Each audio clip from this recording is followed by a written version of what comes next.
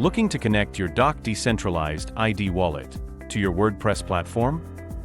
Mini Orange Digital Identity plugin allows you to use a decentralized identity wallet for logging into your WordPress site, enhancing security and user convenience.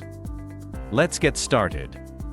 Go to the Mini Orange Digital Identity Login plugin setting. Click on Add New Wallet under the Configure Digital Wallets section. Select the Doc wallet to proceed with the configuration.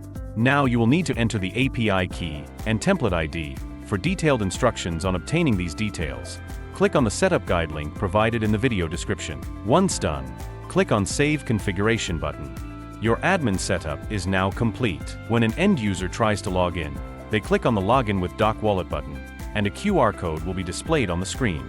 Open your mobile Doc Wallet application and scan the QR code displayed on your WordPress login page. After scanning the QR code, share your verified credentials through the Doc Wallet app.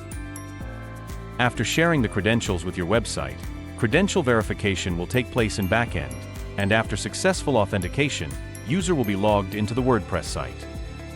Thank you for watching this video. If you have any questions or looking to have a digital identity verification solution, please reach out to us at info@securify.com.